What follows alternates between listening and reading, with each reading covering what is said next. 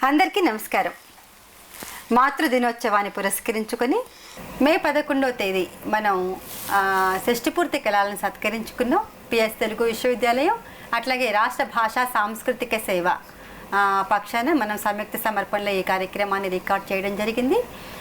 ఆ కార్యక్రమంలో దాదాపుగా 32 మంది లబ్ధ ప్రతిష్ఠులైన రచయిత్రులు పాల్గొన్నారు.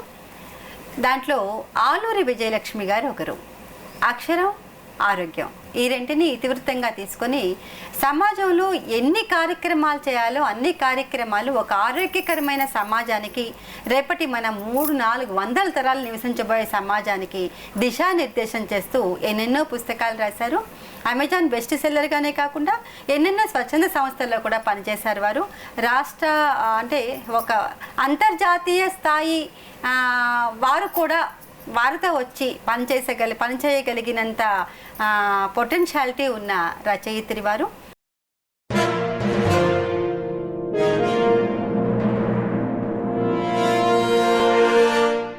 అక్షరం, ఆరోగ్యం వెరసి డాక్టర్ ఆలూరి విజయలక్ష్మి. కృష్ణా జిల్లా అత్కూరులో పుట్టిన విజయలక్ష్మి ఉంగటూరు పాఠశాలలో విద్యాభ్యాసం చేసి ఎంబీబీఎస్ చదివారు. ఎంఎస్ పాట్నాలో చేశారు. మొదటి కథానిక 1962లో ఆంధ్రప్రభ దీపావళి కథల పోటీలో ప్రత్యేక బహుమతి సాధించింది. ఇప్పటి వరకు దాదాపుగా 150 కథానికలు రాశారు. కథానికా సంపుట్లు 7 వెలువరించారు. 5 తెలుగులోనూ 2 ఇంగ్లీష్లోనూ. 2 అమెజాన్ బెస్ట్ సెల్లర్గా నిలవటం విశేషంగా చెప్పుకోవాలి. 4 నవలలు రాశారు. హెల్త్ ఎడ్యుకేషన్ పుస్తకాలు కూడా రచించారు. తెలుగులో 4, ఇంగ్లీష్లో 1. అనువాదాలు 7 చేశారు. కథానికలు ఆల్ ఇండియా రేడియోలో ప్రసారమయ్యాయి. నాగార్జున యూనివర్సిటీలో ఒక విద్యార్థి ఎంఫిల్ చేశారు. బెంగళూరు విశ్వవిద్యాలయం వారు పియూసీ పాఠ్యాంశంగా, మరొక వ్యాసాన్ని హైదరాబాద్ ఓపెన్ యూనివర్సిటీ వారు బిఏ పాఠ్యాంశంగా చేర్చారు. కౌమార బాలికల ఆరోగ్యం చిరుపుస్తకం దాదాపుగా లక్షల మంది బాలికలకు పంపిణీ చేయడం జరిగింది. తెలుగు విశ్వవిద్యాలయం మల్లాది సుబ్బమ్మ మహిళాభ్యుదయ పురస్కారం, వీరేశలింగం అభ్యుదయ రచయిత్రి పురస్కారం, కోడూరు లీలావతీదేవి స్మారక సాహిత్య పురస్కారం, ఎస్బీఎస్ఆర్ కళాపీఠం సాహిత్య పురస్కారం, విశాలాంధ్ర పబ్లికేషన్స్ వారి స్వర్ణోత్సవ పురస్కారం, ఆంధ్ర నాటక కళా సమితి వారి నన్నపనేని లక్ష్మి స్మారక పురస్కారం, త్రిపురనేని రామస్వామి చౌదరి సాహిత్య వేదిక నుంచి సావిత్రిబాయి పూలే పురస్కారం, దుర్గాబాయి దేశ్ముఖ్ పురస్కారం, ఆంధ్ర సారస్వతి సమితి మచిలీపట్నం వారి సాహితీ పురస్కారం, ఆమంచ సోమసుందరి గారి లిటరీ అవార్డు, కవి సంధ్యా యానం సాహిత్య పురస్కారం కూడా అందుకున్నారు. సాహిత్య సమావేశాల్లో ఎన్నోసార్లు భాగస్వామ్యం వహించారు. అభ్యుదయ రచయితల సంఘం 8వ రాష్ట్ర మహాసభల ఆహ్వాన సంఘం ఉపాధ్యక్షురాలిగా, శ్రీశ్రీ సప్తతి మహోత్సవం ఆహ్వాన సంఘం అధ్యక్షురాలిగా, కేంద్ర సాహిత్య అకాడమీ సాహిత్య సభల నిర్వహణలోనూ, ఇక శ్రీశ్రీ, శ్రీపాద, పాలగుమి పద్మరాజు గారుల సాహిత్య శతజయంతి ఉత్సవాల్లోనూ ఈ సభల నిర్వహణలోనూ మెరుగైన పాత్ర పోషించారు. అక్షరం, ఆరోగ్యం, ఆత్మవిశ్వాసం మహిళా విజయానికి సోపానంగా మలుచుకున్నారు డాక్టర్ ఆలూరి విజయలక్ష్మి.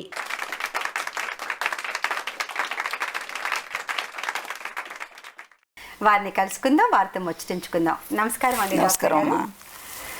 విజయలక్ష్మి గారు, మీరు దాదాపుగా ఒక 65-70 సంవత్సరాలుగా మీరు సాహిత్య వ్యాసంగంలో ఉన్నారు. అటు ఆరోగ్యాన్ని పరిరక్షిస్తూ సమాజానికి మీ పరమైన గురుతరమైన బాధ్యతే కాకుండా రేపటి సమాజం పరిపుష్టంగా ఉండాలంటే ఆరోగ్యకరమైన ఆలోచనలు కావాలి అంటూ కూడా మీరు దిశానిర్దేశం చేస్తూ ఉన్నారు. అసలు మీ జీవన ప్రస్థానం ఎలా సాగింది? ఫస్ట్ మీ బాల్యం గురించి వద్దాం. నేను ఆత్కూరు అనే చిన్న గ్రామంలో పుట్టానమ్మా, కృష్ణా జిల్లాలో. కానీ బాల్యం అంతా కూడా ఉంగుటూరు అని విజయవాడకి గుడివాడికి మధ్యలో ఉంటుంది ఆ ఊరు. ఆ ఊర్లో నా ప్రాథమిక హై స్కూల్ విద్యాభ్యాసం జరిగింది. అక్కడి నుంచి ఏలూరు సెయింట్ థెరిసాస్ కాలేజీలో నేను పియూసీ చదివాను. తర్వాత వైజాగ్ ఆంధ్ర మెడికల్ కాలేజీలో ఎంబీబీఎస్ చదివాను. పాట్నా యూనివర్సిటీలో నేను పీజీ గైనకాలజీ చేసి 1971లో ప్రాక్టీస్ మొదలుపెట్టాను. మీరు అసలు ఎంతమంది? మేము 5 అమ్మాయిలు, 2 అబ్బాయిలు. కానీ నన్ను మా పెద్దమ్మ గారు, ఆమెకు పిల్లలు లేరు, ఆమె పెంచుకుని నాకు చదువు చెప్పించడం అని నా విషయాలన్నీ కూడా ఆమె చూశారు. సో ఆవిడ దగ్గర నేను ఉండేదాన్ని. మా చెల్లెళ్ళు అప్పుడప్పుడు వచ్చి వెళ్ళేవారు, కానీ ఆ, నేను మాత్రం అక్కడే ఉండేదాన్ని. తర్వాత మా మేనమామనే మ్యారేజ్ చేసుకున్నాను. ఓకే. సో వారు ఏం చేస్తారమ్మా? ఆయన ఫార్మసీ హెడ్గా పనిచేశారు. తర్వాత ఏదో ఇండస్ట్రీ అది పెట్టి నడిపారు. అంతా వ్యవసాయ కుటుంబం. వ్యవసాయ కుటుంబం అది. వ్యవసాయ కుటుంబంలోనే మధ్యతరగతి కుటుంబం. అంటే లేమి ఆకలి తెలియదు కానీ సాధారణమైనటువంటి జీవితం గడిపింది. అంటే అప్పుడు సమాజం కూడా అలాగే ఉండేది. కొన్ని మనకి అంతర్గతం అయిపోయినాయి. ఏంటి, పొదుపు అనేది ఒక విలువ, నిరాడంబరంగా జీవించడం ఒక విలువ, అవును, ఇతరులకి మంచి చేయకపోతే మానే కనీసం చెడు చేయకుండా ఉంటే చాలు, చాలా మంచి సిద్ధాంతం అది ఆ విధంగా ఉండేది. అలాగే కొన్ని సాహిత్యం చదవటం, అలాంటి చిన్నప్పుడు నాకు చదవటం నేర్చుకున్న దగ్గర నుంచి, అంటే ఇంచుమించుగా 6-7 తరగతుల నుంచి నేను పుస్తకాలు చదవటం ఒక వ్యసనంగా చదవటం మొదలుపెట్టాను. అంటే ఎలా మాకు అందుబాటులో ఉండే అంటే మా ఫాదరు తమ్ముడే స్కూలు అదే ఊరు సర్పంచ్. ఓకే. వాళ్ళకి పంచాయతీ లైబ్రరీ ఉండేది, మంచి లైబ్రరీ ఉండేది అప్పట్లో. పక్కనే మా గోడ మీద నుంచి పుస్తకాలు అందించుకునేట సమీపం అనమాట. మా స్కూల్ లైబ్రరీలో కూడా చాలా మంచి పుస్తకాలు ఉండేవి. సో విపరీతంగా చదివేదాన్ని 6-7 తరగతుల నుంచి. నేను 8వ తరగతిలో ఉండగా అనుకుంటాను, మహీధర్ రామ్మోహన్ రావు గారి కుమార్తె సర్వలక్ష్మి గారిని, ఆమె మాకు తెలుగు టీచర్గా వచ్చారు. సో ఆవిడ నా సాహిత్య ఆకలిని గమనించి ఆవిడ మాకు మామూలుగా స్టూడెంట్స్కి వారానికి ఒక పుస్తకం ఇచ్చేవారు. ఓకే. ఆవిడ పుస్తకాలు తెచ్చి ఇచ్చేవారు నాకు. గ్రేట్. సో అలా చదివేదాన్ని. అలాగే ఊళ్ళో ఎవరి దగ్గర ఏ పుస్తకం ఉన్నా సరే వాళ్ళ ఇంటికి వెళ్ళి ఆ పుస్తకం ఇచ్చేదాకా కదలకుండా ఆ పుస్తకం తెచ్చుకుని రాత్రికి రాత్రి చదివేసి మళ్ళీ ఇచ్చేసేదాన్ని. మన వ్యక్తిగతమైనటువంటి అభిరుచులు కానీ ఆలోచనలు కానీ ప్రవర్తనలు కానీ తప్పనిసరిగా ఒక పాజిటివ్, ఒక సానుకూలమైనటువంటి దిశకి మళ్ళుతాయి. అలాగే నాకు కూడా జరిగింది. అయితే సాహిత్యంతో పాటు మన తెలుగు సాహిత్యం చదవటంతో పాటు నేను హిందీ పరీక్షలకు కూడా కట్టాను. ప్రాథమిక, మాధ్యమ, ప్రవేశిక, ఆల్మోస్ట్ విశారద దాకా పాస్ అయ్యాను. నేను చదువుతూ నాకన్నా అంటే ప్రాథమిక కట్టే వాళ్ళకి నేను ప్రవేశిక చదివేటప్పుడు క్లాసులు తీసుకునేదాన్ని. Very good. సో అంతా చాలా పొట్టిగా బక్కగా ఉండేదాన్ని. పిల్లది కొంచెం పెద్దగా ఉంటారు కదా, సో వాళ్ళకి అదొక విచిత్రంగా ఉండేది, పిల్ల క్లాసులు తీసుకోవటం ఏంటని. మా మాస్టర్ గారు, హిందీ మాస్టర్ గారు చాలా అభిమానించేవారు. ఆయన సాహిత్యం, హిందీ సాహిత్యం గురించి చాలా చక్కగా విపులీకరించేవారు. గ్రేట్. బచ్చన్ కానీ మైత్రేయి కానీ, నేను మర్చిపోయాను ఇప్పుడు నేను, మంచి మంచి కవుల యొక్క కవిత్వాన్ని, సాహిత్యాన్ని చక్కగా విపులీకరించేవారు. అసలే మీకు ఇష్టం? నాకు ఇష్టం. ఇంకా ఇష్టం. అది తర్వాత భాష మీద పట్టు రావటానికి కూడా కొంత ఉపయోగపడింది. హిందీ సాహిత్యం చదవటం వలన నాకు తెలుగు సాహిత్యం మీద పట్టు రావటానికి కొంత సానుకూలమైనటువంటి ప్రభావం పడింది. అది కాకుండా హై స్కూల్లో ఉన్నప్పుడు ఎప్పుడు చీకటి పడేదాకా స్పోర్ట్స్ మీదే, స్పోర్ట్స్ అండ్ గేమ్స్. సో తర్వాత నేను ఎస్ఎస్ఎల్సీలో ఉండగా విజయవాడ గ్రిగ్ పోటీలు తెలుసు కదా మీకు, జిల్లా అంతటికి జరిగాయి. ఆ పోటీల్లో గ్రిగ్ పోటీలు జరిగినప్పుడు వెళ్ళాము మేము ఇక్కడి నుంచి, పల్లెటూరు నుంచి. అదే బయటకు వెళ్ళాము. నేను టెనికాయిట్ ఛాంపియన్ నేను. సో ఇంటర్ కాలేజెస్ ఆడాను. నేను ఆడాను inter medical college, inter college ఎట్టు. సో ఆ సంవత్సరం మాకు ఫస్ట్ వచ్చింది. ఇది నేను ఛాంపియన్ని, జిల్లా ఛాంపియన్. తర్వాత మళ్ళీ ఏలూరులో సెయింట్ థెరిసాస్లో జరిగినప్పుడు చదువుతున్నప్పుడు వెస్ట్ గోదావరి గ్రిగ్ పోటీల్లో మళ్ళీ ఛాంపియన్. నెక్స్ట్ ఇయర్ మళ్ళీ వైజాగ్లో ఎంబీబీఎస్లో చేరినప్పుడు అక్కడ మళ్ళీ టెనికాయిట్ ఛాంపియన్ని. సో ఏలూరు కాలేజీలో చదువుతున్నప్పుడు అక్కడ కూడా చాలా మంచి వాతావరణం ఉండేది. మాకు తెలుగు టీచర్స్ అందరూ, తెలుగు టీచర్స్, ఇంగ్లీష్ టీచర్స్ కూడా. కొండమ శ్రీరామచంద్రమూర్తి గారని రచయిత మాకు ఇంగ్లీష్ మాస్టర్. సామవేదం జానకిరామ శర్మ గారు మాకు తెలుగు పండిట్టు. సో మంచి సాహిత్య వాతావరణం ఉండేది. అన్ని ఎక్స్ట్రా కరిక్యులర్ యాక్టివిటీస్లోనూ పార్టిసిపేట్ చేసేందుకు తగిన ప్రోత్సాహం ఉండేది. అన్నిట్లోనూ పాల్గొనేదాన్ని నేను. అంటే మాకు మా క్లాసులో 10 పోటీలు పెడితే అందులో 8 నేను గెలుచుకున్నాను. బా గొప్ప. గెలుచుకుంటే అప్పుడు విద్యాశాఖ మంత్రి పట్టాభి రామారావు గారు వచ్చారు మాకు చీఫ్ గెస్ట్గా. నేను ఎక్కి దిగి తీసుకుంటా ఉంటే, ఎందుకమ్మా ఇక్కడే ఉండు, అన్నీ తీసుకుని ఒకసారి తెలియదు కానీ అని జోక్ రిక్షా చేశాను. మాట్లాడుకున్నారని అడగలేదా? ఈ ప్రైజ్లన్నీ ఎలా పట్టుకెళ్తాం ఇంత సన్నమ్మ? తర్వాత ఇంకొక విశేషం ఏంటంటే, నేను అంటే ఎంత సాహిత్యం అంటే ఎంత పిచ్చి అంటే, ఎస్ఎస్ఎల్సి పరీక్షలు మాకు మా ఊర్లో సెంటర్ లేదు, గన్నవరంలో సెంటర్. గన్నవరం స్కూల్లో రాయటానికి వెళ్ళాను. ఎవరో బంధువుల ఇంట్లో ఉండి వాళ్ళ ఇంట్లో తిని పరీక్షలు రాయటం జరిగింది. ఓకే. సో పరీక్షలు రాసే ముందు రోజు రాత్రి కూడా నాకు ఇంకా జ్ఞాపకం, శరత్ దేవదాస్ అని ఎన్నోసార్లు చదివాను. అది నేను చదవటం, ఏడుపు ఏడవటం ఇవన్నీ అనమాట. సో అలా అలవోకగా చదివి రాసిన కృష్ణా జిల్లా ఫస్ట్ వచ్చాను. బా కంగ్రాచులేషన్. కృష్ణా జిల్లా అంటే నేను కూడా ఊహించినది, ఏదో ఈ ర్యాంక్ రావాలి, ఇలా ఫస్ట్ రావాలని చదివింది కాదు. పుస్తకాలు చదువుకుంటా, క్లాస్ పుస్తకాలు మామూలుగా చదివేవాళ్ళం, కానీ ఇది ఏదో సాధించాలని చదివింది కాదు. అలాగే ఏలూరు కాలేజీలో మేము పియూసీలో చేరిన వాళ్ళం 120 మంది ఉన్నాం. ఆ 120 మందిలో హయ్యెస్ట్ మార్క్స్ నావే. బా ఇది ఎస్ఎస్ఎల్సిలో. అదే సరే, అది అయిపోయింది. ఎంబీబీఎస్లో చేరాను. లేవు ఎంబీబీఎస్లో చేరేపటికే శ్రీదేవి గారి కాలాతీత వ్యక్తులు చదివాను. అదొక పెద్ద ఇన్స్పిరేషన్ నాకు. అంటే ఆవిడ రచయిత్రి, డాక్టర్. సో ఆమెలాగా అవ్వాలని, ఆమెలాగా అవ్వలేకపోవచ్చు, అది వేరే సంగతి, ఆశ అనమాట. సో ఫస్ట్ ఇయర్లో అవును ఆకాశానికి అందుకోవాలని ఆలోచిస్తాం. సో మాకు అక్కడ ఫస్ట్ ఇయర్లో ఉండగానే దీపావళి కథల పోటీలు పెట్టారు. దీపావళి కథల పోటీ ప్రతి సంవత్సరం పెట్టాయి కదా, ప్రతి సంవత్సరం పెట్టేవారు.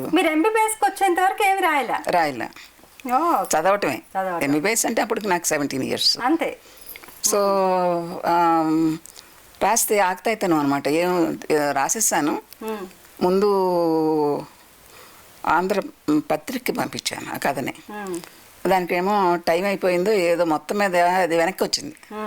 వెనక్కి వస్తే దీన్ని కూడా వెనక్కి పంపించేవారు అప్పుడు. పంపిస్తే వెంటనే అదే రోజు ఆంధ్రప్రభకి పంపించేసాను. స్పెషల్ ప్రైజ్ వచ్చింది. ఫస్ట్ స్టోరీ అది స్పెషల్ ప్రైజ్ వచ్చింది. మేము అక్కడ కూర్చున్న ఫ్రెండ్స్ అందరం కలిసి బోన్స్ అయి పెట్టుకుని చదువుకునే వాళ్ళం కదా. చదువుకుంటా ఉండగా టెలిగ్రామ్ వచ్చింది.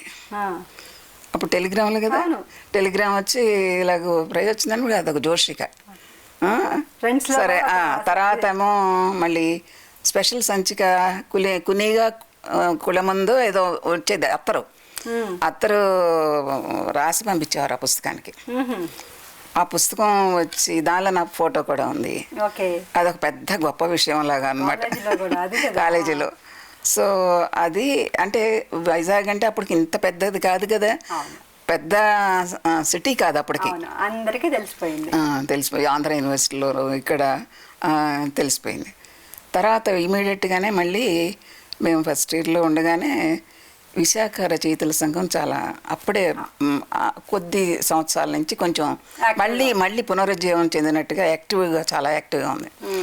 ఎవరు ఉండేవారు అక్కడ? మహామహులు ఉండేవారు. రాచకొండ విశ్వనాథ శాస్త్రి గారు, కారా మాస్టారు, రంగనాయకం గారు, బలివాడ కాంతారావు గారు, అంగర వెంకటకృష్ణారావు గారు, ఇలాంటి చాలా మహామహులు ఉండేవారు. రెగ్యులర్గా సమావేశాలు జరిగాయి. నేను నా క్లాస్మేట్ వివేకానందమూర్తి అని ఉన్నారు. ఆయన చాలా గొప్ప కథలు రాశాడు. అతను కూడా తంబు మాకు సీనియర్. సో మా ముగ్గురిని కూడా దానిలోకి ఆహ్వానించారు. సో మేము చాలా చిన్నవాళ్ళం, ఏమి వాళ్ళని చూడటమే గొప్ప విషయం. అప్పటికే రంగనాయకం గారి బలిపీఠం అది వస్తుందో జస్ట్ అయిపోయిందో. సో వాళ్ళందరినీ చూడటం ఒక గొప్ప ఉత్సాహం, ఉత్తేజం. అలాగే వాళ్ళతో ఒక 2-3 ఏళ్ళు చాలా యాక్టివ్గా, అంటే మేము క్లినికల్ సైడ్కి వచ్చేదాకా ఆ సమావేశాలు బాగా జరిగాయి. తరచుగా వేరే ప్రాంతాలు కూడా, భీమిలి అలా కూడా తీసుకెళ్ళేవారు. అందరం కలిసి వెళ్ళేవాళ్ళం. వాళ్ళు చేసే ప్రసంగాలు వింటూ ఉండేవాళ్ళం. నేను ఎందుకు రాస్తున్నాను అనే దాన్ని ఒక సబ్జెక్ట్కి ఇచ్చి చాలామంది రాశారు. రావిశాస్త్రి గారు ఇలాంటి వాళ్ళు. తర్వాత విశాఖ అనే పత్రిక కూడా తెచ్చారు అప్పుడు. ఓ ఆ పత్రికలు అప్పుడు నిడదవోలు మాలతి గారు కూడా ఉండేవారు, మర్చిపోయాను. మేము ముగ్గురం ఉండేవాళ్ళం. వాళ్ళు పెద్దవాళ్ళు, నేను పిల్లకాకిని అనుకోండి.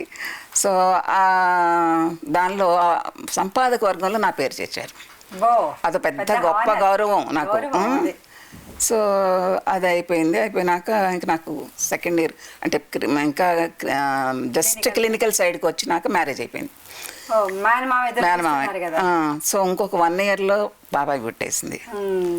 సో ఈ వీటిల్లో రాయటం చాలా, అప్పటికి చదువు అంటే చాలా కష్టం కదా. సో ఎక్కువేమీ రాయలేదు మళ్ళీ MBBS అయ్యేదాకా. కానీ మేము విశాఖ రచయితల సంఘంలో ఉన్నప్పుడు ఇంకా గొప్ప వాళ్ళని బయట నుంచి వచ్చిన వాళ్ళని చూసాం. ఎవరెవరు, ఆరుద్ర గారు, రామలక్ష్మి గారు, ముళ్ళపూడి వెంకటరమణ గారు, ఇలా చాలామంది వచ్చేవారు.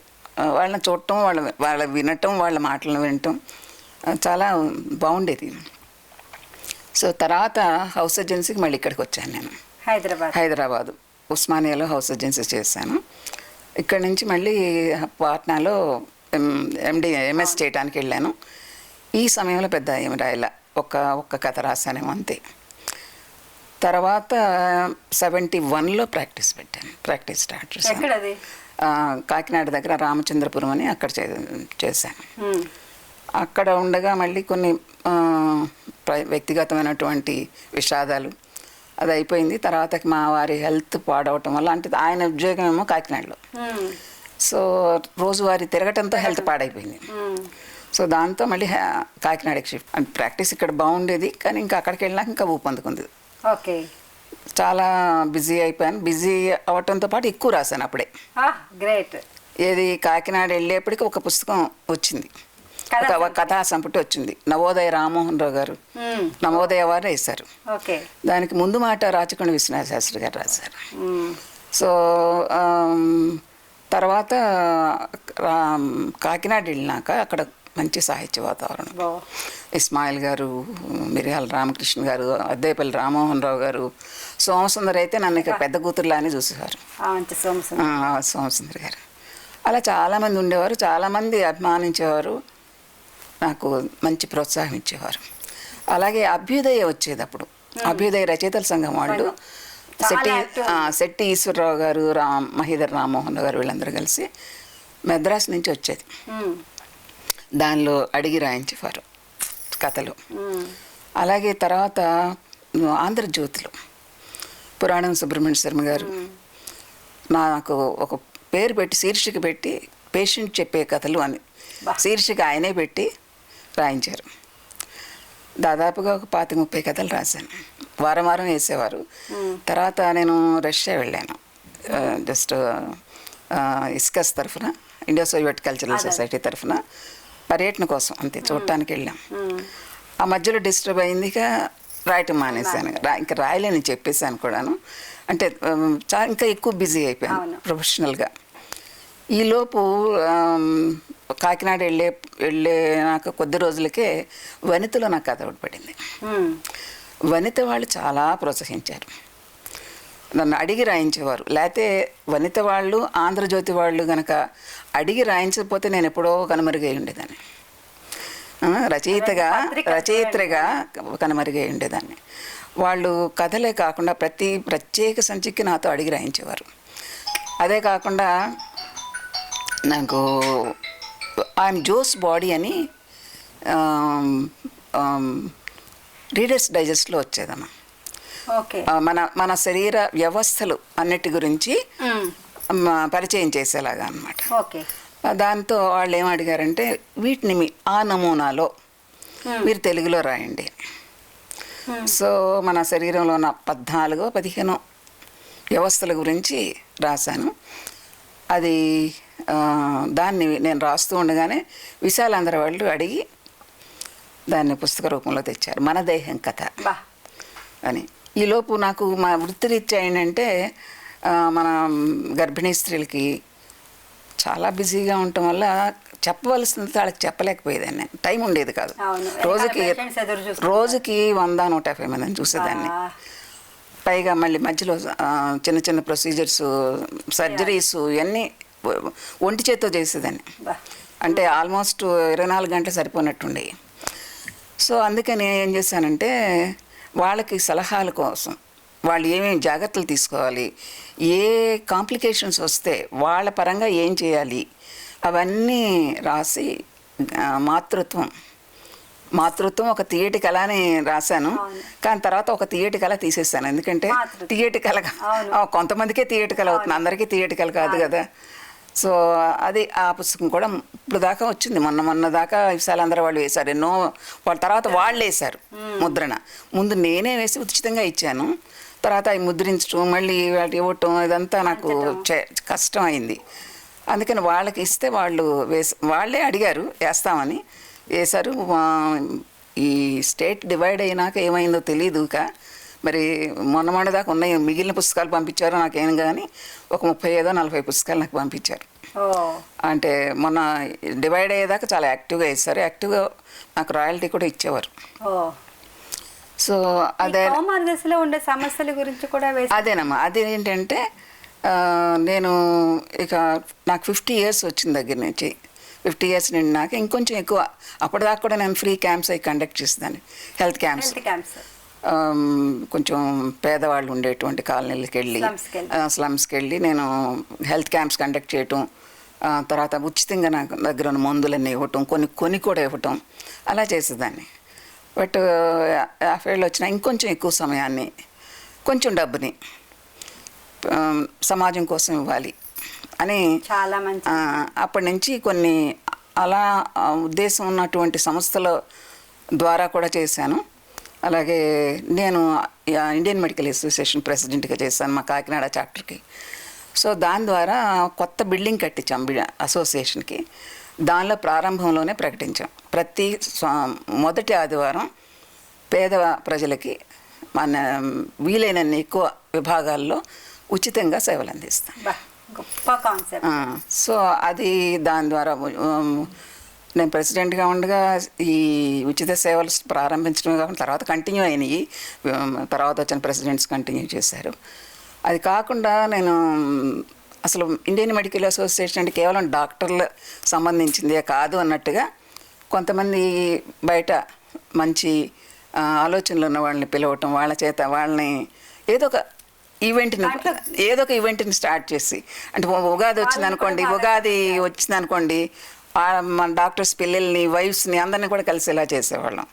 పోటీలు పెట్టి వాళ్ళకి ప్రైజులు ఇచ్చేవాళ్ళం. అలాగే ఏదో ఒక చర్చా కార్యక్రమం పెట్టి ఊళ్ళో ఉన్న సర్పంచ్ని లేదా ఆఫీసర్స్ని ఏమన్నా కలెక్టర్ని అలాంటి వాళ్ళని పిలిచి, అంటే మామూలు సాధారణమైనటువంటి ప్రజలకి ఇండియన్ మెడికల్ అసోసియేషన్ బాగా తెలిసేలాగా చేశాను, ప్రచారంలోకి తీసుకొచ్చారు.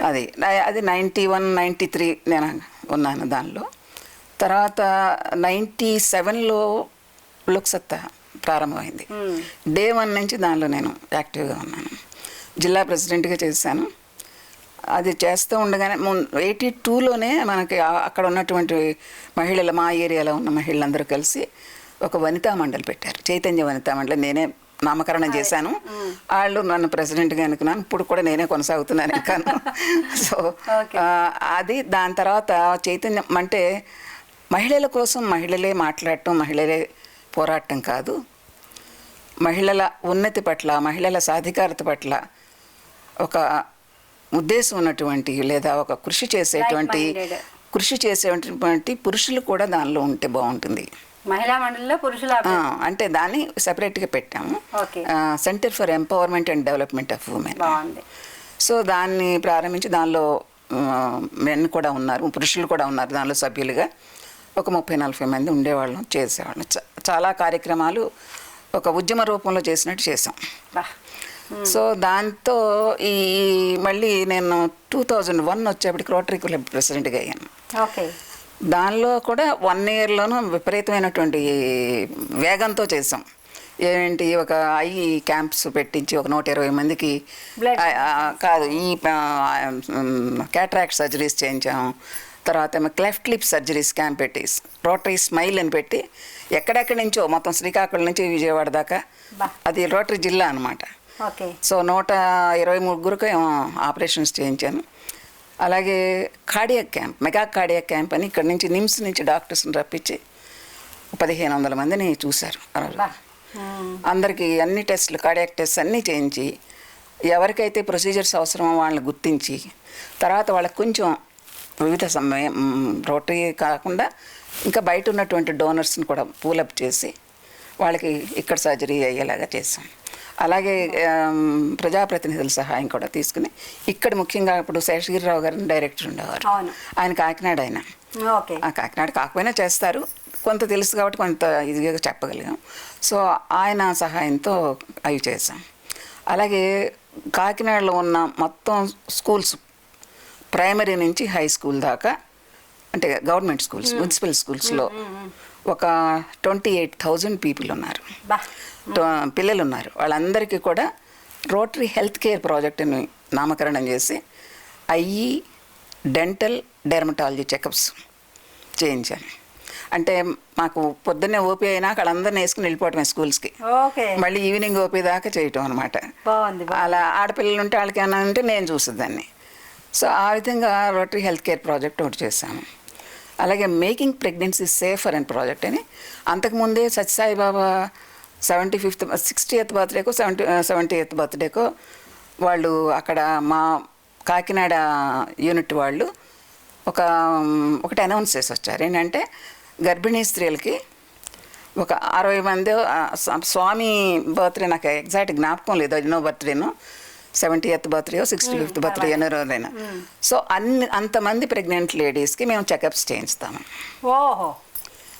సో అంటే వాళ్ళకి ఇన్వెస్టిగేషన్స్కి, యాంటీనేటల్ చెకప్స్కి, తర్వాత మెడిసిన్స్ మేము ఇస్తామని చెప్పారు. అంటే వాళ్ళు ఒక్కొక్కళ్ళు అడాప్ట్ చేసుకునేవారు ఈ వీళ్ళు. సో వాళ్ళు వెళ్ళొస్తే మా హాస్పిటల్లో ఈ మా సెంటర్ ఫర్ ఎంపవర్మెంట్ మీటింగ్లో ఆమె చెప్పారు. మా వన్ ఆఫ్ ద ట్రస్టీస్ ఆమె, సత్యసాయి సేవా సమితి ఉషారాణి గారి ఆవిడ చెప్తే నేనున్నాను అక్కడితో ఆప్ చేయటం ఎందుకు, డెలివరీస్ కూడా చేసేద్దాం అన్నాను. బాగుంది. సరే మేడం, మీరు ఒక్కరే అన్నీ చేయాలంటే మీకు ఇది కదా, కొంచెం బర్డెన్గా ఉంటుంది కదా, సత్యసాయి ఆల్రెడీ దానిలో భక్తులు ఉన్నారు, సత్యసాయి భక్తులు, కొంతమంది డాక్టర్స్, వాళ్ళకు కూడా అప్ చేద్దాం అన్నారు. సరే వాళ్ళ ఇబ్బందుల వల్ల మొత్తం మీద మెజారిటీ నేనే చేశాను. 3/4 నేను చేశాను, 1/4 మిగతా వాళ్ళు చేశారు. సరే అప్పుడు అది సక్సెస్ అయినాక బాగా చేసామని నేను. తర్వాత పిల్లలకేమో ఒక డాక్టర్ గారు సత్యసాయి భక్తుడు, ఆయన చూసి వ్యాక్సినేషన్స్ సహా ఆయన వేసేవారు. సో వాళ్ళు కంప్లీట్గా ఫ్రీగా, అంటే వీళ్ళు సత్యసాయి ఆర్గనైజేషన్ వాళ్ళు ఎలా చేసేవారంటే, మనం మామూలుగా వెళ్ళలేము అక్కడికి, ఆ ప్రాంతాలకి, ఆ పల్లీల ప్రాంతాలకి నీళ్ళల్లో అలా తడిచి బురదలో ఇదయ్యి వెళ్ళి రిమోట్ అక్కడికి వెళ్ళి వాళ్ళ యొక్క పరిస్థితిని చూసి వాళ్ళని గమనించి వాళ్ళని తీసుకొచ్చేవారు. డెలివరీ అయితే అలా ఫోన్ చేసి జలుబు వచ్చి నిలబడేవారు. ఎంత పేదవాళ్ళు అంటే 2వ చీర ఉండేది కదమ్మా వాళ్ళకి. సో అలాంటి వాళ్ళకందరికీ కూడా అప్పుడు సేవలు చేస్తాం. సో అన్నీ కూడా చాలా సక్సెస్ఫుల్గా చేసాం. ఆ ఎక్స్పీరియన్స్తో నేను ప్రెసిడెంట్గా ఉన్నప్పుడు, రోటరీ ప్రెసిడెంట్గా ఉన్నప్పుడు 100 మందికి చేస్తానన్నాను. మళ్ళీ సత్యసాయి వాళ్ళకి చెప్పాం, మీరే చేయాలి, మేము చేయలేని పని అది. సో మీరు అది మాకు ఆ సహాయం చేస్తే మిగతా అంతా మేము చూసుకుంటాం. అప్పుడు 100 మందిని చేసాము. తర్వాత అలాగే మేకింగ్ ప్రెగ్నెన్సీ సేఫర్ ప్రాజెక్టు ప్రతి సంవత్సరం 30 మందినో 25 మందినో మళ్ళీ అలా చేసుకుంటే ఒక 10 సంవత్సరాలు ఒక 500 మందికి చేశానమ్మా. దానిలో ఉచితంగా, ఇంక్లూడింగ్ సిజేరియన్ సెక్షన్స్. ఎంత విశేషం అంటే, మేడం మీరు ఉచితంగా చేస్తుంటే మేము ఉచితంగానే చేస్తాం. నా ఎనెస్టిస్ట్, పిల్లల డాక్టర్ గారు, పీడియాట్రిషియన్ వాళ్ళు కూడా ఉచితంగా చేశారు. సో ఆ విధంగా 500 మందికి చేశాం. అయితే ఈ రోటరీ ప్రెసిడెంట్గా అయిపోయినాక నాకు వరల్డ్ బ్యాంకు ఒక ప్రాజెక్ట్స్ కాంపిటీషన్ నిర్వహించిందమ్మా 2004లో. ఇండియా డెవలప్మెంట్ మార్కెట్ ప్లేస్ అని అది నిర్వహించితే 1500 ప్రాజెక్ట్స్, అంటే ఇండియాలో, భారతదేశంలో రూరల్ ప్రాంతంలో రోడ్లు, ఎలక్ట్రిసిటీ, ఫైనాన్సు, విద్య, ఆరోగ్యం, ఇలా 10 రకాలైనటువంటి విభాగాల్లో సర్వీసెస్ని మెరుగుపరచడానికి సృజనాత్మకమైనటువంటి ప్రాజెక్ట్స్ పోటీనా. సో దానిలో మొత్తం all over India 1500 projects submit అయితే దానిలో వాళ్ళు వడపోసి 50 మందిని ఫైనలిస్ట్గా అక్కడికి పిలిచారు ఢిల్లీ. ఢిల్లీ గ్రేట్. సో అందులో మా ప్రాజెక్ట్స్, మా ప్రాజెక్ట్ ఏంటి, adolescent girls as promoters of basics in feminine health, hygiene and nutrition. చాలా బాగుంది. సో అది సబ్మిషన్ వెళ్ళింది. మమ్మల్ని కూడా రమ్మన్నారు, ఎలా చేస్తారు, ఎంతమందిని మీరు టార్గెట్ చేస్తారు, దీన్ని మళ్ళీ స్కేలప్ చేయటం ఎలాగా, ఇవన్నీ కూడా అప్పుడు అబ్దుల్ కలాం గారు ప్రెసిడెంట్గా ఉన్నారు, ఆయన చీఫ్ గెస్ట్గా వచ్చారు. గ్రేట్. సో ఆ 50 మందిలో మళ్ళీ వడపోసి 20 మంది, అంటే ఆల్ ఇంటర్నేషనల్ ఆర్గనైజేషన్స్ ప్రతినిధులు జ్యూరీ సభ్యులుగా వచ్చి ఇవన్నీ అసెస్ చేసి మార్నింగ్ టు ఈవినింగ్ అసెస్ చేసి ఫైనల్గా నైట్కి వాల్డిక్టరీ ఫంక్షన్లో అనౌన్స్ చేశారు. సో ఆ 50లో మాది కూడా ఒకటి ఉంది. 50లో 20 సెలెక్ట్ చేస్తే 20 విన్నర్స్గా ప్రకటిస్తే దానిలో మాది ఉంది. సో అది అయిపోయింది. వాళ్ళు $20,000 మాకు ఇచ్చారు ఇది ఇంప్లిమెంట్ చేయడానికి. దాంతో కొన్ని పరికరాలు అవి కొనుక్కున్నాము. ఒక 1.5 years అసలు ఇంకా అదొక ఊపు. ఎక్కడెక్కడికి తూర్పుగోదావరి జిల్లా అంతా వెళ్ళాం.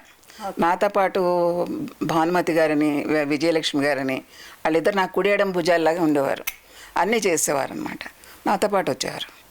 సో అలాగూ అందరు సభ్యులు కూడా చాలా బాగా ఒకే మాట మీద ఇన్ని సంవత్సరాల నుంచి, అంటే 3 కొప్పులు ఒక దగ్గర ఇవ్వడం అంటారు కదా, అది కాదు.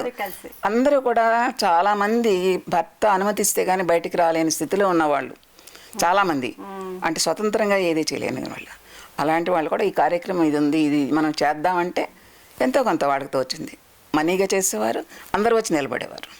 ఒక ఫంక్షన్ చేస్తామంటే అందరూ వచ్చి నిలబడేవారు. గొప్పతనం అది. సో అది ఇంప్లిమెంట్ చేస్తూ ఉండగా వరల్డ్ బ్యాంక్ ఏం చేసిందంటే అసెస్ చేయడానికి మధ్యలో ఒక టీం పంపించింది. మళ్ళీ ఫైనల్గా ఒక టీం పంపించి ఈ 20 ప్రాజెక్ట్స్లోనూ బెస్ట్ ఇంప్లిమెంటెడ్ ప్రాజెక్ట్స్ 5 ప్రకటించింది.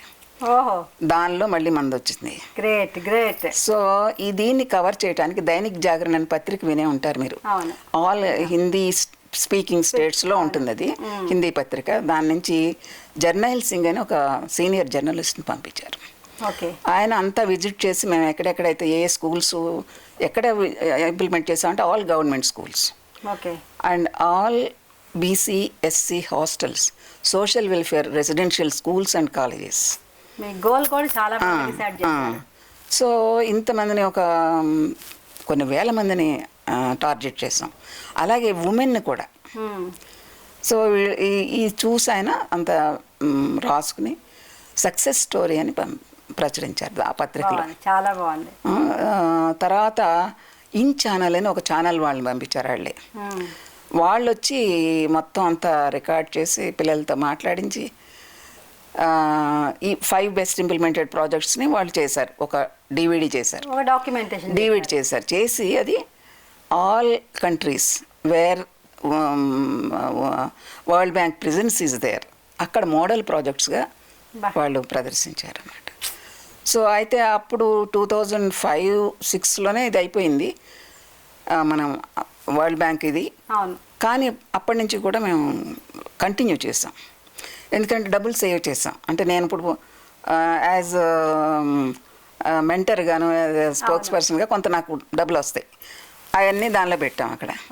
అలాగే వెహికల్కి కొన్ని వస్తాయి, అవి కూడా దానిలో పెట్టాం. కొంత ఒక మూలధనం అనేది ఏర్పరిచాం దాన్ని. చాలా మంచి పని చేశారు. సో దాని నుంచి అప్పుడు ఆ ప్రాజెక్ట్లో భాగంగా కౌమార బాలికల ఆరోగ్యం అని ఒక పెద్ద పుస్తకం, అది ప్రింట్ చేసి మొత్తం తూర్పుగోదావరి జిల్లాలో ఉన్నటువంటి స్కూల్స్లో అన్ని స్కూల్స్లోనూ లైబ్రరీస్కి ఇచ్చాం. అది ఇచ్చినాక మళ్ళీ మరుసటి సంవత్సరం చూసేప్పటికి అందులో కొన్ని లైబ్రరీస్లో లేవని తెలిసింది. సో ఇలా కదా, పిల్లలు లైబ్రరీలో ఉన్న పిల్లలు వెళ్ళొచ్చు, వెళ్ళలేకపోవచ్చు, చదవచ్చు, చదవకపోవచ్చు. అలా కాదని పిల్లలకి డైరెక్ట్గా నేను చెప్పాలి, టీచ్ చేసి ఒక్కో పిల్ల చేతిలో ఒక పుస్తకం, ఒక చిరు పుస్తకం దాన్ని సంగ్రహంగా చేసి ఎంత అవసరం అంతవరకు చిన్న పుస్తకం, 75 పేజీల పుస్తకం.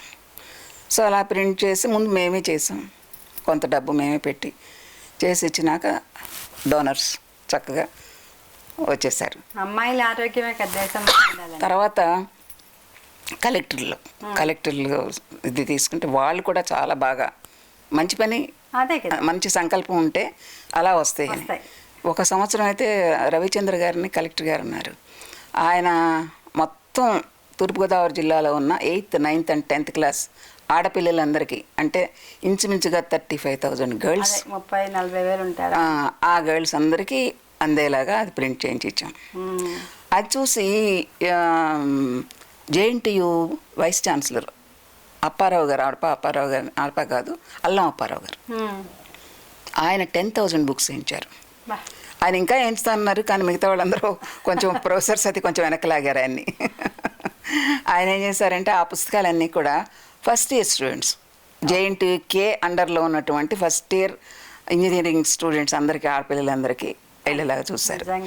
అలాగే నన్నయ్య యూనివర్సిటీ వాళ్ళు. సో అందరి సహకారం అమ్మ. తర్వాత ప్రతి ఇంజనీరింగ్ కాలేజీ లేకపోతే ఏదో కాలేజీ, ఏదో ఒక స్కూలు, లేదా ఎవరన్నా ఇంట్లో ఏదైనా శుభకార్యం జరిగినా లేకపోతే ఎవరైనా చనిపోయినా వాళ్ళ పేరిట మామూలుగా ఈ పాత్రలు ఇవ్వటం కాకుండా పుస్తకాలు ఇవ్వటం మొదలుపెట్టారు. అదొక అలవాటు చేసాం. చాలా గొప్ప.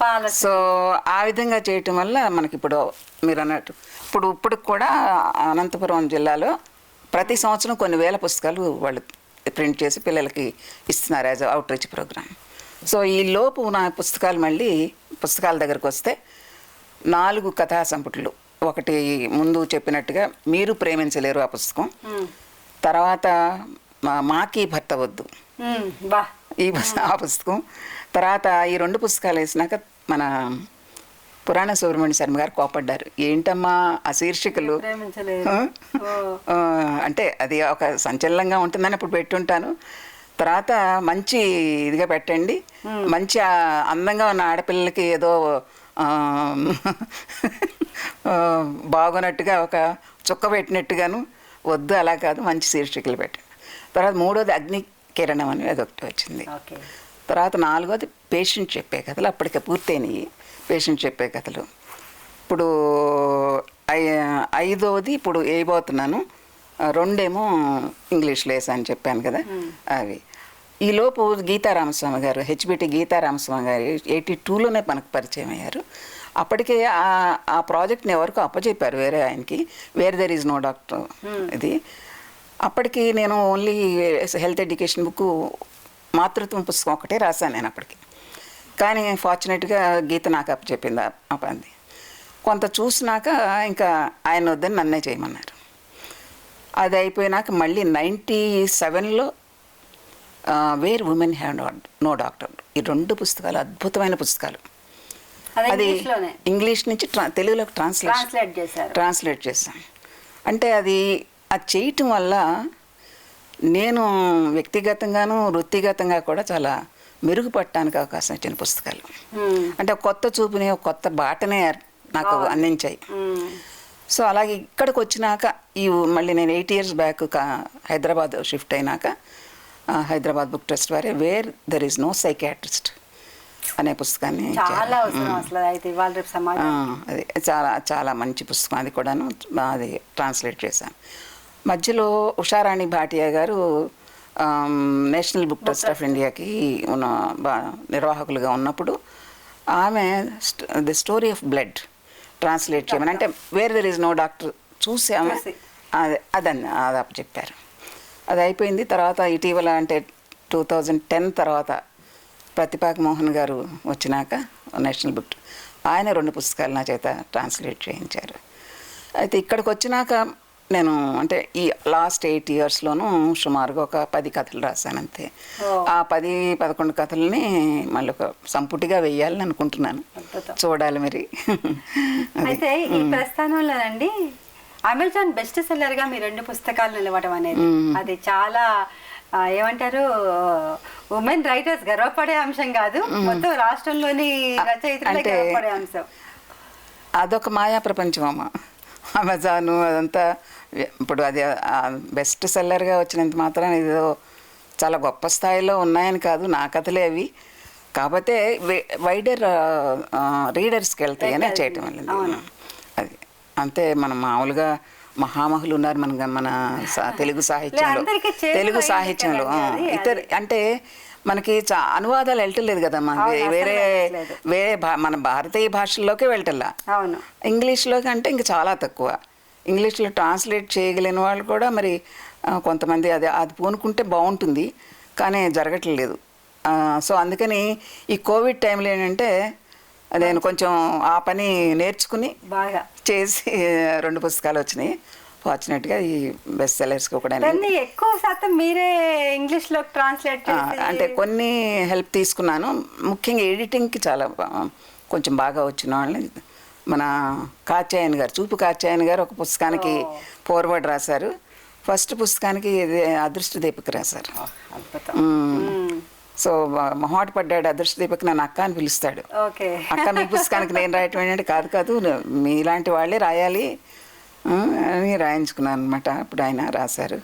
అన్ఫార్చునేట్లీ అంత తర్వాత కొద్ది రోజులకే చనిపోయాడు ఆయన. అవునా, చాలా బాధ. నాకు చాలా దగ్గరమ్మ.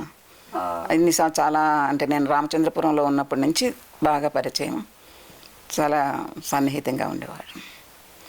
ఆకాశవాణితో కూడా ఇటు సాహిత్యాలు, పత్రికలు, తర్వాత ఇవన్నీ ఉన్నాయి. ఆకాశవాణితో కూడా మీ అనుబంధం చాలా. అవునమ్మా, ఆకాశవాణిలో విశాఖపట్నంలో 2-3 కథలు ప్రసారం అయ్యాయమ్మా.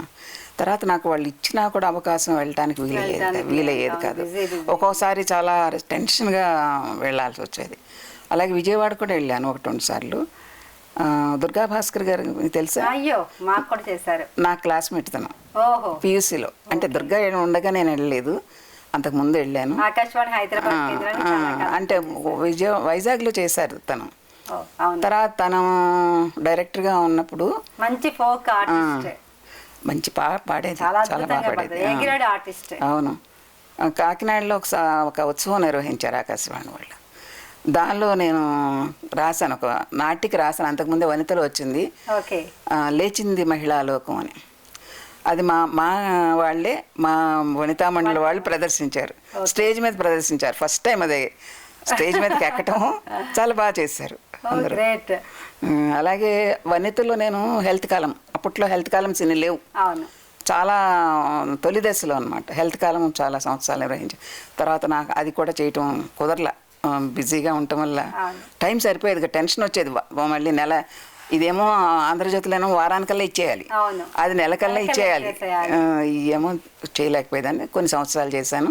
కొన్ని సంవత్సరాలు చేసినా బ్రేక్ ఇచ్చినాక వాళ్ళే కావాలని పాఠకులు అడిగినట్టుగా ఆలూరు విజయలక్ష్మి గారి హెల్త్ కాలం మళ్ళీ ప్రారంభించండి బాగుండేదని ఒక లెటర్స్ పెట్టి, లేదా రీడర్స్ అడుగుతున్నారు మీరు మళ్ళీ మొదలు పెట్టాలి, మళ్ళీ కొన్నాళ్ళు రాశాను.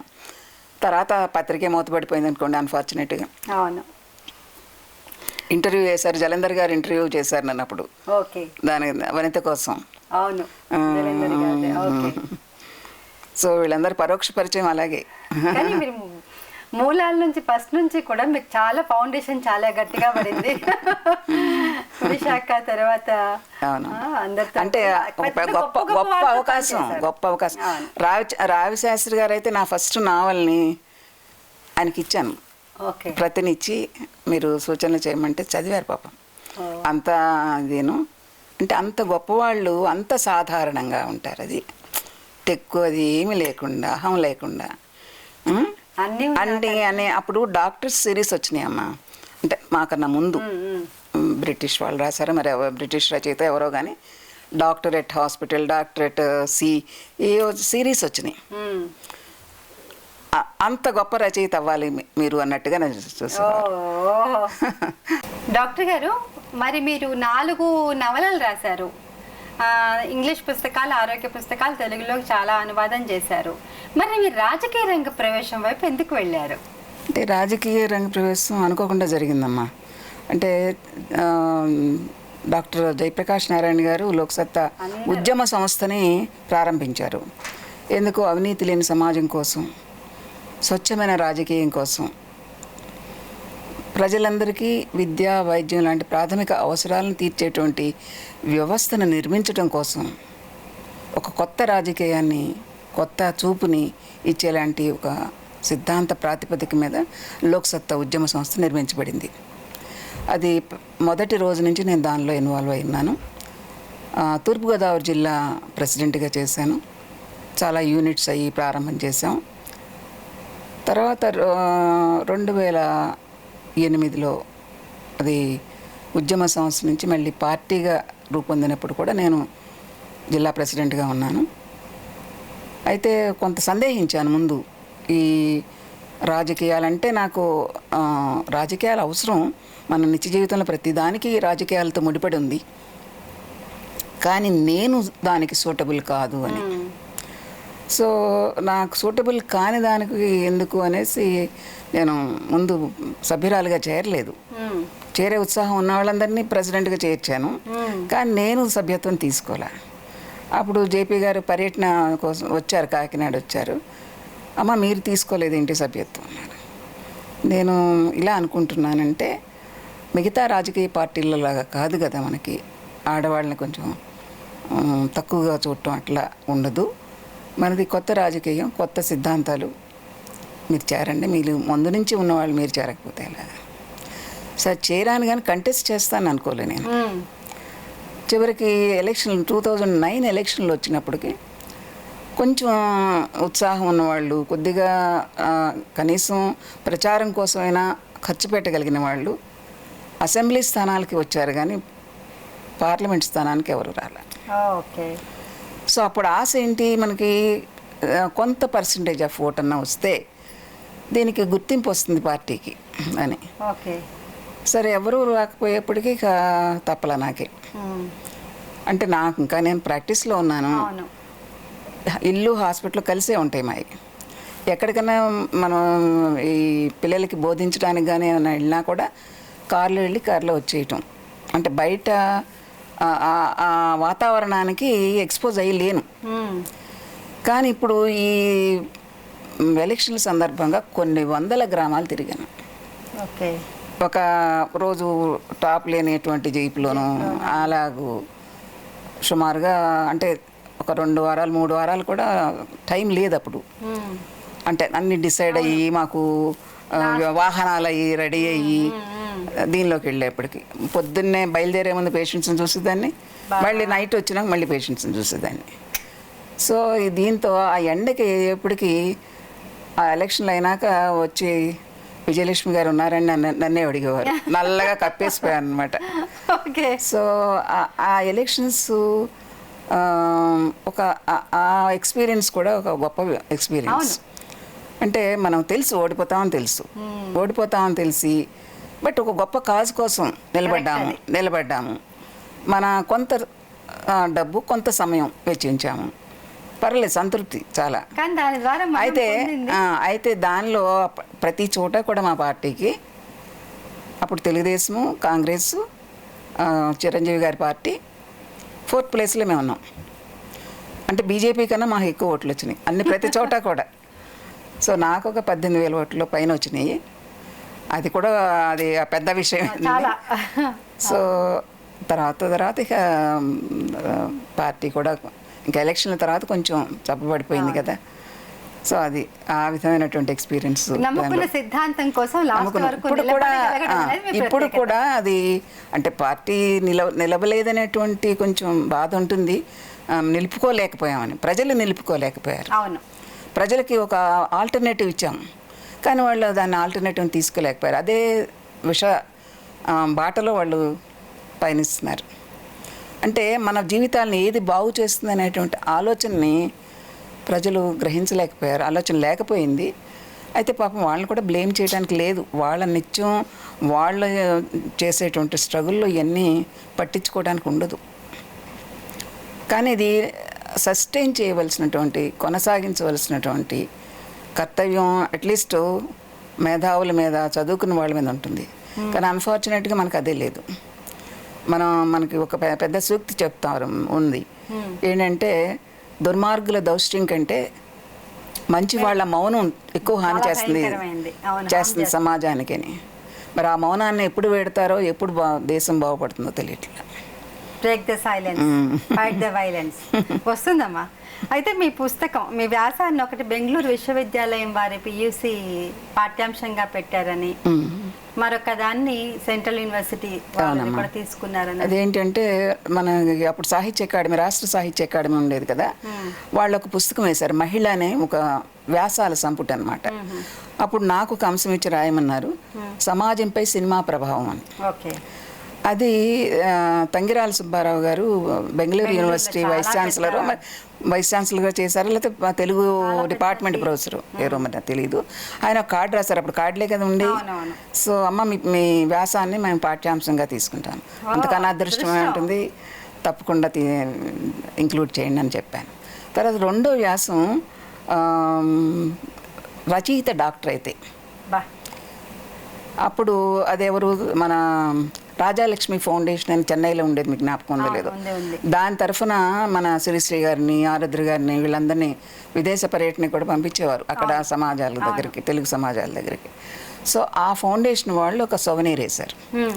ఆ సొవనీర్ బాధ్యతని మన పురాణం సుబ్రహ్మణ్య శర్మ గారికి అప్పచెప్పారు. ఆయన నాకు ఈ అంశం ఇచ్చి రాయమన్నారు. అది ఆ సొవనీర్లో వచ్చింది. దాన్ని అప్పుడు నాకు కరెక్ట్గా జ్ఞాపకం లేదు ఎవరు రాశారు నాకు లెటర్ అనేది. వైజాగ్లో ఉండేవారు ఆయన, మరి కృష్ణాబాయి గారు అల్లుడో మరి ఎవరో నాకు గుర్తులేదు సరిగా. ఆయన అడిగారు, ఇలాగూ హైదరాబాద్ సెంట్రల్ యూనివర్సిటీకి బిఏ పాఠ్యాంశంగా తీసుకుంటాను, అంతకన్నా అదృష్టం ఏమని తీసుకోండి అని చెప్పాను. ఇది కాకుండా నాకు గొప్ప అవకాశాలు ఏంటంటేనమ్మా, శ్రీశ్రీ సప్తతి మహోత్సవానికి సారథ్యం వహించడం. అంటే నేను అప్పటికి మహామహులైనటువంటి రచయితలు ఉన్నారు కాకినాడలో, నేను వాళ్ళతో పోలిస్తే చాలా చిన్నదాన్ని, వయసు రీత్యా చిన్నదాన్ని, సాహిత్యం రీత్యా కూడా చిన్నదాన్ని. అయినా కూడా నాకు ఒక అధ్యక్ష పీఠంలో కూర్చోబెట్టి నా చేత అధ్యక్షోపన్యాసాన్ని చేయించారు. నా పక్కన ఉన్న వాళ్ళు ఎవరు, సీనారాయణ రెడ్డి గారు, శ్రీశ్రీ గారు, అప్పలస్వామి గారు, మన కుందుర్తి గారు సొవనీర్ని ఆవిష్కరించారు, సోమసుందర గారు, వీళ్ళంతా మహామహులంతా అనమాట. తర్వాత చేసాం, తర్వాత శ్రీశ్రీ శ్రద్ధ జయంతి చేసాం, శ్రీపాద శ్రద్ధ జయంతి చేసాం, పాలగుమి పద్మనాభ ఇక్కడి నుంచి వెళ్ళి చేశాను. అది పాలగుమి పద్మరాజు గారి శ్రద్ధ జయంతి అక్కడ ఏర్పాటు చేసి మా వాళ్ళతో చేసి కోఆర్డినేట్ చేసి ఇక్కడికి వచ్చినాక వెళ్ళి చేసింది. అది నిజంగా చాలా మిరకిల్స్ ఉన్నాయి. పద్మశ్రమ అట్లాంటిది చాలా వర్క్ చేశారు. అయితే మీ కథల మీద ఒక ఎంఫిల్ కూడా జరిగింది. అవునమ్మా, అంటే ఆలూరి విజయలక్ష్మి రచనలు అని అంశంగా తీసుకుని తెలుగు యూనివర్సిటీ, నాగార్జున యూనివర్సిటీ తెలుగు విభాగంలో ఒక సుజాత అనే విద్యార్థిని, ఐ థింక్ గైడ్ నిర్మల గారు, తమ్మారెడ్డి నిర్మల గారు, సో ఆమె చేశారండి. అన్నిటికంటే నాకు బాగా నచ్చింది సుదర్శన్ గారు మీ పూదోట కథని. అది దాదాపుగా 1500-1600 కథల్లోనూ తీసుకున్నారని అంటారండి. అసలు అది చాలా గొప్ప. ఆయన ట్రాన్స్లేషన్ గొప్పతనం, నా కథ గొప్పతనం కన్నా ఆయన ట్రాన్స్లేషన్ గొప్పతనం అమ్మ. ఆయన మహామహులు, ఆయన కూడాను తెలుగు ఆంగ్లం రెండిట్లోనే ఆయన పండితుడు. అవును, గొప్ప రచయిత, గొప్ప విమర్శకులు. ఆయనకి నా మీద అభిమానంతోనే చేశారు అది. మామూలుగా ట్రాన్స్లేషన్ చేయాలంటే ఎంత ఎనర్జీ ఉపయోగించాలి ఆ వయసులో. చేసి నాకు ఆయనే సూచించారు. హ్యూమనస్కోప్ అని ఒక పత్రిక ఉందమ్మా, బాంబే బేస్డ్, దానికి పంపండి మీరు అంటే. అప్పుడు 1400-1500 కథల్లో 14 కథలు ఏమో తీసుకున్నారు, బెస్ట్ స్టోరీస్ అని. దానిలో మన కేతి విశ్వనాథ్ రెడ్డి గారి కథ కూడా ఉంటుంది. ఆయనకి ప్రైజ్ వచ్చిందేమో నాకు జ్ఞాపకం లేదు. అల్లం రాజయ్య గారితో ఎవరిదో ఉన్నట్టుంది. నాదొక కథ అంటే అది కూడా నాకు చాలా ఆనందాన్ని, గొప్ప, అంటే అందరూ అంత ప్రేమించబట్టి పెద్దవాళ్ళంతా కూడా వాళ్ళు చాలా అభిమానంగా, చాలా ప్రేమగా. పూదోట కథ అంటే నేను జ్ఞాపకం ఉందాం, దాన్ని ఇంగ్లీష్లో ట్రాన్స్లేట్ అయింది కదా. ఏంటంటే ఒక డాక్టర్ ఉంటుంది, భర్త ఎప్పుడు కూడా నెగిటివ్గా ఉంటాడు. ఈమెమో మామూలుగా అందరినీ కూడా ప్రేమగా చూస్తుంది, డబ్బుల మీద దృష్టి కాకుండా మానవత్వంతో చేస్తుంది. ఒక ఇది పూల మొక్కలు పెంచే అతను, గార్డెనర్, అతనికి భార్యకి 2-3 కాన్పులు అవుతాయి, 2-3 కాన్పులు నియర్ డెత్. అలాంటిది చేస్తుంది. డబ్బులు ఇస్తే కూడా అతనికి ఏం ఉండదు పాపం, దాని మీద వచ్చే ఇదే అనమాట ఆధారం. సో డబ్బులు తీసుకోదు. అతను ఏం చేసేవాడు, ఇన్ రిటర్న్ పూల మొక్కలు కుండీల్లో పెట్టి ఒక 100-150 మొక్కలు పెట్టి తీసుకొచ్చి ఇక్కడ పెట్టేసి వెళ్ళేవాడు, పూల మొక్కలు పెట్టేసేవాడు. ఈవిడికి చాలా ఆనందం అది. సో అది ఈమెకున్న ఆనందం స్టాఫ్కి ఉండదు కదా. అంటే మొక్కలకి నీళ్లు పోసి పోయి అది చేస్తుంటే అతను అంటాడనమాట, నువ్వు కొంచెం మొక్కలకి నీళ్లు పోయే బాబు అని అంటే అప్పుడు డాక్టర్ వచ్చి అంటుందన్నమాట, మనము మనుషుల యొక్క మానవత్వం కానీ మంచితనం కానీ పూల మొక్కల్ని ఎలా అయితే పెంచుకుంటామో అలా పెంచుకోవాలి. మన సమాజాన్ని ఒక పూల వనంలా చేయాలంటే మనలో ఉన్నటువంటి మనుషుల్లో ఉన్న మానవత్వాన్ని పెంచుకోవాలి అని అంటుంది. అది చాలా బాగుందండి. చాలా బాగా చెప్పారు, వినటానికి చాలా హృదయంగా అనిపిస్తోంది. ఇకపోతే ఇన్ని సామాజిక కార్యక్రమాలు చేశారు, సమాజాన్ని దిశానిర్దేశం చేసే టార్చ్ బేరర్స్, రైటర్స్ అంటారు. ఒక మంచి మెరుగైన సమాజం కోసం, రేపటి మన తరాలు ఉండబోయే సమాజం కోసం మీరు అలుపెరుగని పోరాటం చేశారు. మిమ్మల్ని వరించి వచ్చిన పురస్కారాలు కూడా అలాగే వచ్చాయి, బోలెడు పురస్కారాలు వచ్చాయి మీకు. వాటి గురించి కొన్ని తెలుగు యూనివర్సిటీ వాళ్ళు ఇచ్చారమ్మా, 1993లో ఇచ్చారు. ఓకే. తర్వాత వివిధ సాహిత్య సంస్థలు ఇచ్చినాయి, కొన్ని సామాజిక కార్యక్రమాలకు వచ్చినాయి. అవుట్ స్టాండింగ్ ప్రెసిడెంట్ అవార్డు అని రోటరీ డిస్ట్రిక్ట్ నుంచి వచ్చింది. అలాగే జిల్లా స్థాయి పురస్కారాలు చాలా వచ్చినాయి గవర్నమెంట్ నుంచి. ఒకటి నేను రెడ్ క్రాస్ వైస్ చైర్మన్గా చేశాను. అంటే వైస్ చైర్మన్ అవ్వకముందే కొన్ని సంవత్సరాలు ఉచితంగా గైనిక్ సేవలు అందించేదాన్ని. రెడ్ క్రాస్ క్లినిక్ ఉంటుంది, ఒక్కో రోజు ఒక్కొక్క స్పెషలిస్ట్ వెళ్ళి చేసేవాళ్ళం. సో దానికి గాను గవర్నర్స్ అప్రిసియేషన్ అవార్డు ఇచ్చారు. చాలా గొప్ప అవార్డు అది. కొన్ని సంవత్సరాలు చేశాను దానికి. అలాగే పోలీస్ డిపార్ట్మెంట్ వాళ్ళు కూడా, డిటి నాయక్ గారు మాకు ఎస్పీగా ఉన్నప్పుడు పోలీస్ డిపార్ట్మెంట్ వాళ్ళకి ఉపయోగపడేలా ఒక క్లినిక్ పెట్టాలి. ఆయన కూడా డాక్టర్ కదా. ఆయన నాతో సంప్రదించి ఏమేమి అవసరం ఏంటి, ఎక్విప్మెంట్ ఏంటి, బేసిక్ ఎక్విప్మెంట్ అన్నీ వాళ్ళకి కూడా వారానికి 2 సార్లు వెళ్ళి చూసేదాన్ని కొన్ని సంవత్సరాలు. తర్వాత మళ్ళీ వచ్చిన వాళ్ళకి ఉండదు కదా. ఇక వీరేశలింగం అవార్డు వచ్చింది. Veeresalingam award, Malathi award, doctor Malathi award. Leelavathi దేవిని ఒక రైటర్ ఉండేవారు రాజమండ్రిలో, ఆమె స్మారక అవార్డు, విశాలాంధ్ర జిల్లా స్వర్ణోత్సవాల సందర్భంగా అవార్డు. తర్వాత విజయవాడ వాళ్ళ ఒకటి ఆంధ్ర నాటక కళా సమితి అవార్డు. తర్వాత మచిలీపట్నంది ఒకటి ఆంధ్ర సాహిత్య సమితి అని వాళ్ళ అవార్డు చాలా వచ్చినాయి. అవార్డులని మీకు తెలియదే ఉంది, కొంత ఉత్సాహం వస్తుంది, కొంత బాధ్యత. అంటే అది ఏదో నేను గొప్పదాననే ఫీలింగ్ కాదు, దానికి తగినట్టుగా మనం నడుచుకోవాలి, తగినటువంటి సాహిత్యాన్ని సృజించాలి అనేటువంటిది వచ్చేది. మొత్తం మీద మీ ప్రస్థానాన్ని వింటుంటే మీ కష్టం, సమాజం పట్ల మీ బాధ్యత నాకు అన్నిటికన్నా ఇప్పుడు కొనసాగిస్తుంది ఏంటంటేనమ్మా, ఈ ఆడపిల్లలకి బోధన చేయటం, పుస్తకాల ద్వారా వాళ్ళకి విజ్ఞానాన్ని అందించటం. అది ఇప్పుడు ఏం చేయాలనుకుంటున్నానంటే, తెలుగు చదవటం కూడా మానేస్తున్నారు కదా ఇప్పుడు పిల్లలందరూ, ఇంగ్లీష్ మీడియం పెట్టేసి. సో ఇంగ్లీష్లో కూడా రాశాను. అప్పుడు పళ్ళంరాజు గారు మినిస్టర్గా ఉండగా, సెంట్రల్ మినిస్టర్గా చేసినప్పుడు ఆయనే అన్నారు, మీరు కాలేజీ పిల్లలకు కూడా ఉపయోగపడేలాగా ఇంగ్లీష్లో కూడా రాయండి మేడం. రాశాను ఇంగ్లీష్లో, ఆయనే వచ్చి ఆవిష్కరించారు ఆయన మినిస్టర్గా ఉండగానే. అవి కూడా 2000 బుక్స్ దాకా వెళ్ళినాయి. సో అది ఇంకొంచెం పిల్లలకి చేరేలాగా చేయాలని, మరి చేయగలను లేదు ఇంకా, మాకంతా షార్ట్ టైం కదా ఉంది. ఇప్పుడు మీ వయసు ఎంత అంటారు? నాది 78 నడుస్తుందమ్మా. ఇప్పటికే ఇంకా మీరు ప్రాక్టీస్ చేస్తూనే ఉన్నారు, ఇంకా సమాజానికి ఏదైనా సేవ చేయాలని ప్రయత్నం చేస్తున్నారు. భవిష్యత్ ప్రణాళిక ఏంటండి? భవిష్యత్తులో కొన్ని ఉచిత హెల్త్ క్యాంప్స్ నిర్వహించాలమ్మా. ముఖ్యంగా ఇప్పుడు మన దేశంలో ఇదివరకైతే క్యాన్సర్, సర్విక్స్ ప్రథమ స్థానంలో ఉండేది, ఇప్పుడు మనకు కూడా బ్రెస్ట్ క్యాన్సర్ ఈక్వల్గా వచ్చేస్తుంది. సో సర్వైకల్ క్యాన్సర్ ముక్త భారత్ అనేది ఒక నినాదంతో వచ్చింది.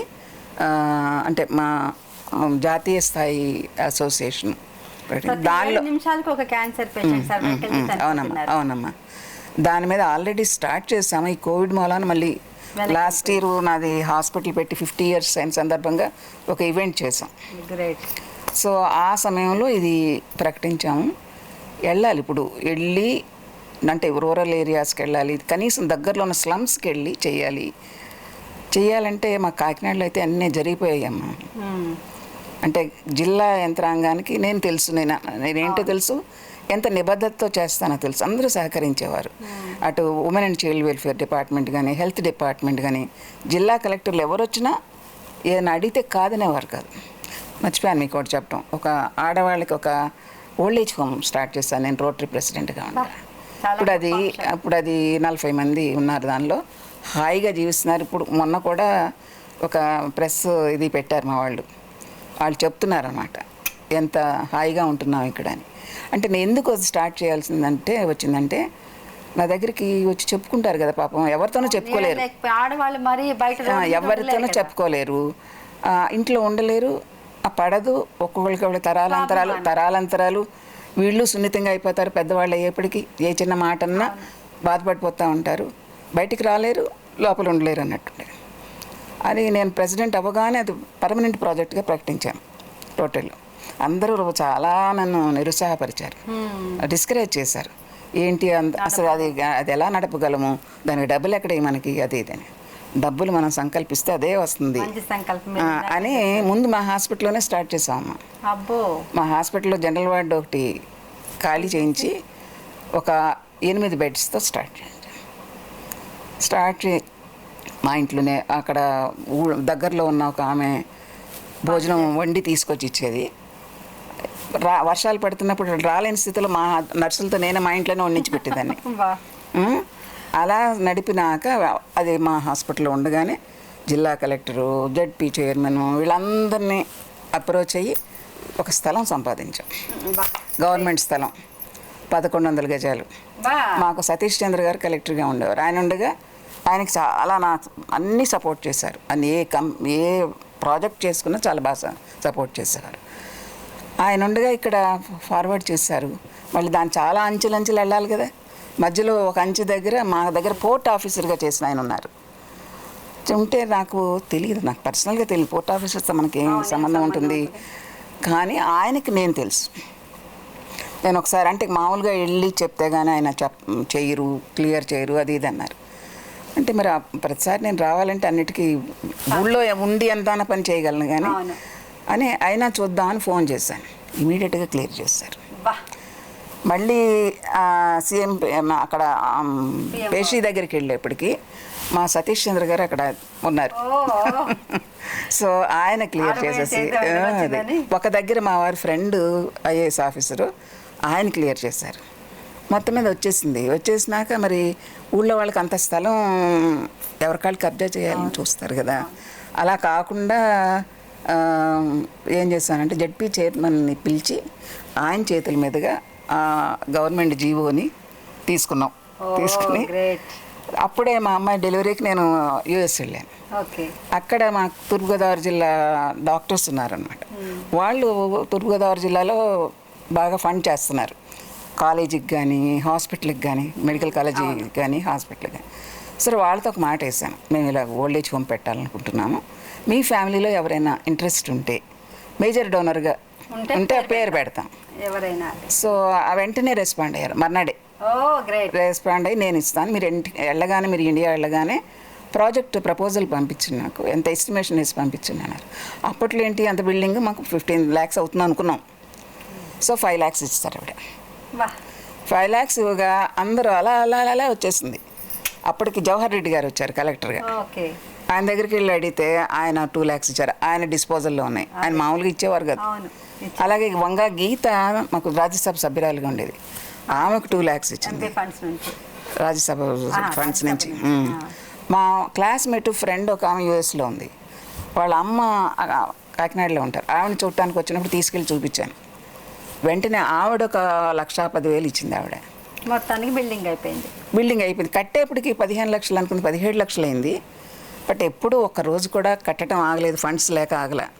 ఎందుకంటే అందరూ తెలిసిన వాళ్ళు కదా, ఒకవేళ మెటీరియల్ ఒకవేళ ఇవ్వకపోయినా ముందు ఇచ్చేసేవారు, తర్వాత పే చేసేవాళ్ళం. ఓకే. అలా 1 yearలో విఎస్ రమాదేవి గారు తెలుసు కదా, మీకు ఎక్స్ గవర్నర్ గవర్నర్ గారు హిమాచల్ ప్రదేశ్ అండ్ కర్ణాటక చేశారు కదా, ఆమె వచ్చి ఆల్ ఇండియా రేడియో అనౌన్సర్ అవును ఫస్ట్ లో. ఆమె వచ్చి ఇనాగ్రేట్ చేశారు.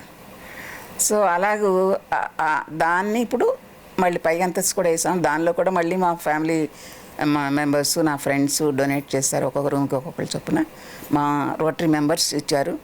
ఇప్పుడు 2 అంతస్తుల్లో చక్కగా హాయిగా జీవిస్తున్నారు వాళ్ళు. సో అది ఇప్పుడు ఒక చుట్టూ మంచి గార్డెన్ వేసాము, అది కూడా చాలా బాగుంటుంది. హ్యాపీగా ఉన్నారు అందరూ. తర్వాత వచ్చిన వాళ్ళు కూడా దాని అభివృద్ధికి చేస్తున్నారు. ఇప్పుడేమో అన్నపూర్ణ పథకం అని పెట్టారు. ఎవరైనా ఒక 30,000 కనుక ఇస్తే ఆ పథకంకి వాళ్ళ పుట్టినరోజు, వాళ్ళు చెప్పిన రోజు, పుట్టినరోజు, వర్ధంతి రోజు, ఏదో ఒక రోజుని వీళ్ళందరికీ భోజనాలు పెట్టిస్తారు. సో ఆ విధంగా మంచి మూలధనం కూడా ఇప్పుడు సమకూరింది. తర్వాత వచ్చిన వాళ్ళ ఇన్నోవేటివ్ ఐడియాస్తో సో చక్కగా నడుస్తుంది. నేను వెళ్ళినప్పుడల్లా ఇప్పుడు అదొక వెళ్ళాలి, అదొక బాధ్యత అనమాట నాకు. ఓల్డేజ్ హోమ్కి వెళ్ళి వాళ్ళందరినీ చూస్తే వాళ్ళకి అందరికీ ఆనందం వాళ్ళందరికీ. ఒక్కొక్కళ్ళు మళ్ళీ పైకి వెళ్ళిపోతున్నారు పాపం. 20 ఏళ్ళ క్రితం వాళ్ళు కదా. అది ఒక రచన అనేది ఒక సామాజిక బాధ్యత. మాది గుండె గొంతుకులోనే కొట్లాడుతుంది, కాసింతసేపు కూర్చొనివ్వదు అన్నట్టుగా వెంకయ్య గారు ప్రేయస్ గురించి రాసిన మనం బాధ్యతగా ఫీల్ అవుతాం. ఇవాళ రేపు రాస్తున్న రచయితలకి మీరు ఇచ్చే సందేశం ఏంటి ఇంత అనుభవంతో? నాకు ఏమనిపిస్తుంది అంటే, రచన వ్యాసంగం అనేది కెరీర్ కాకూడదు. ఒక అవార్డుల కోసము, రివార్డుల కోసము ఈ జర్నల్లో రాద్దాము, ఈ విధంగా రాద్దాము, లేదా ఈ వీళ్ళతో పరిచయాలు ఏర్పరచుకుని దాని ద్వారా ఎదుగుదామని కాకుండా నిజమైనటువంటి ఇష్టంతో, నిజమైన ప్రేమతో సమాజానికి ఏది ఉపయోగపడుతుందో దాన్నే రాయాలి. సమాజానికి మంచి చెడు కూడా సాహిత్యం చేయగలదు. సో రాచపల్లి విశ్వనాథ శాస్త్రి గారు ఎప్పుడూ అంటుండేవారు, నువ్వు ఒక వాక్యం రాస్తే ఆ వాక్యం ద్వారా నువ్వు సమాజానికి ఏ మంచికి అపకారం చేస్తున్నావో, ఏ చెడుకు ఉపకారం చేస్తున్నావో వివేచించుకుని మరీ రాయాలి అని నేను అది పూర్తిగా నమ్ముతాను. నేను అలాగే రాస్తున్నాను. చాలా మంచి ఫైనల్ టచ్ ఇచ్చారమ్మా. మంచికి చెడు చేయకూడదు, చెడుకు మంచి జరగకూడదు మన రచనల ద్వారా. మీరు జీవితకాలం మొత్తం పాటించారు అది. చాలా స్ఫూర్తిదాయకంగా ఉంది మీతో మాట్లాడుతుంటే. కానీ సమయాభావం వల్ల మనం ఇక్కడికి ముగించుతాం. ఇదండి మరి ఆలూరి విజయలక్ష్మి గారి జీవన ప్రస్థానం. తను డాక్టర్గా సమాజానికి ఎంత చేయాలో అంత సేవ చేశారు. ఒక రచయిత్రిగా ఎవరు ఎక్కలేని శిఖరాలన్నీ కూడా అధిరోహించారు. ఒక సామాజిక బాధ్యతగా అటు వృత్తిని ఇటు ప్రవృత్తిని రెండూ ప్రేమిస్తూ మనందరికీ స్ఫూర్తిదాయకంగా నిలిచారు. ధన్యవాదాలమ్మా. మీకు మంచి ఆరోగ్యకరమైన జీవితం ముందు కూడా ఉంది, ఇక ముందు కూడా ఉండాలని కోరుకుంటూ సమాజానికి మీరు చేసిన విలువైన సేవలకు గాను కృతజ్ఞతలు తెలియజేసుకుంటూ నమస్కారం.